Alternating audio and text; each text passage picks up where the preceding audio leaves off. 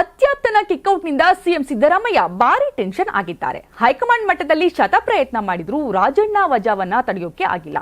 ಬಲಗೈ ಬಂಡನಂತಿದ್ದ ರಾಜಣ್ಣ ಯಾವಾಗಲೂ ಸಿದ್ದರಾಮಯ್ಯರ ಸುತ್ತಲೇ ಸುತ್ತಿದ್ರು. 14 ತಿಂಗಳ ಹಿಂದೆ ನಾಗೇಂದ್ರ ರಾಜೀನಾಮೆಯಿಂದ ಸಿದ್ದು ವಿಚಲಿತರಾಗಿದ್ರು. ಇದೀಗ ರಾಜಣ್ಣ ಸರದಿ.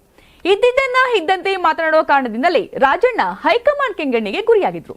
ಪರಿಣಾಮ ರಾಜೀನಾಮೆ ಪಡೆಯದೆ ನೇರವಾಗಿ ಸಂಪುಟದಿಂದಲೇ ವಜಾ ಮಾಡಲಾಗಿದೆ. ಹೀಗಾಗಿ ನೇರವಾಗಿ ದೆಹಲಿಯಲ್ಲೇ ಲಾಬಿ ಮಾಡೋಕೆ ಸಿದ್ದರಾಮಯ್ಯ ಮುಂದಾಗಿದ್ದಾರೆ. ರಾಜಣ್ಣ ಜೊತೆಗೂಡಿ ಹೈಕಮಾಂಡ್ ವರಿಷ್ಠರನ್ನ ಭೇಟಿಯಾಗಲು ಸಿದ್ದು ಟೀಮ್ ಸಿದ್ಧತೆ ಮಾಡಿಕೊಳ್ತಾ ಇದೆ ಎನ್ನಲಾಗ್ತಾ ಇದೆ. ಇನ್ನು ನನ್ನನ್ನ ವಜಾ ಮಾಡೋದ್ರ ಹಿಂದೆ ಷಡ್ಯಂತ್ರ ಇರೋದಾಗಿ ರಾಜಣ್ಣ ಹೇಳಿದ್ದಾರೆ. ಯಾರ್ಯಾರು ಏನೇನು ಮಾಡಿದ್ದಾರೆ ಅನ್ನೋದು ಕಾಲ ಬಂದಾಗ ಎಲ್ಲವನ್ನು ಹೇಳ್ತೀನಿ ಅಂತ ಹೇಳಿದ್ದಾರೆ.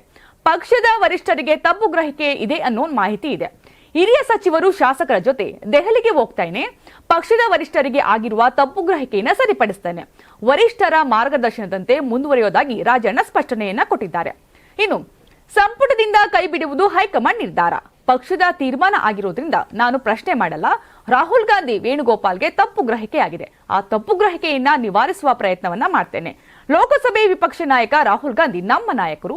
ನಾವು ಎಲ್ಲಿ ಏನೇ ಮಾತಾಡಿದ್ರು ಪಕ್ಷಕ್ಕೆ ನಿಷ್ಠರಾಗಿರ್ತೇವೆ ಅಂತ ರಾಜಣ್ಣ ಹೇಳಿದ್ದಾರೆ. ಒಟ್ಟಲ್ಲಿ ರಾಜಣ್ಣ ಸನಿಹವಿಲ್ಲದೆ ಸಿದ್ದು ಕಂಗಾಲಾಗಿದ್ದಾರೆ. ಶತಾಯಗತಾಯ ರಾಜಣ್ಣರನ್ನ ಸಂಪುಟದಲ್ಲಿ ಉಳಿಸಿಕೊಳ್ಳೋಕೆ ಲಾಬಿಯನ್ನ ಮಾಡ್ತಿದ್ದಾರೆ ಅನ್ನಲಾಗ್ತಾ ಇದೆ. ಈ ನಿಟ್ಟಿನಲ್ಲಿ ನೇರವಾಗಿ ದೆಹಲಿಗೆ ಹೋಗಿ ಹೈಕಮಾಂಡ್ ವರಿಷ್ಠರ ಎದುರು ಕೊನೆ ಹಂತದ ಕಸರತ್ತಿಗೆ ಮುಂದಾಗಿದ್ದಾರಂತೆ. ನಾನು 86 ಕೆಜಿ ಇದ್ದವಳು 71 ಕೆಜಿ ಬಂದಿದ್ದೀನಿ. ವಯಸ್ಸಾದ್ಮೇಲೆ ಸ್ಮಾರ್ಟ್ ಆಗಿ ಕಾಣ್ತೀರಂದ್ರೆ ಜಿನ್ನಿ. 126 ಕೆಜಿ ವೇಟ್ ಇದ್ದು ನಾವು ಈಗ 114 ಕೆಜಿ ಲೆಕ್ಕ ಬಂದಿದ್ದೀವಿ. ಯಾವುದೇ ಸೈಡ್ ಎಫೆಕ್ಟ್ ಆಗಿಲ್ಲ. 84 ರಿಂದ 50 ಕೆಜಿ ಬಂದೆ. ಆಮೇಲೆ ಸಣ್ಣಗೆ ಫಿಟ್ ಆಗಿದ್ದೀನಿ. ಅದಕ್ಕೆ ನಾನು ಯೂಸ್ ಮಾಡ್ತಾ ಇರೋದು ಜೀನಿ ಸ್ಲಿಮ್.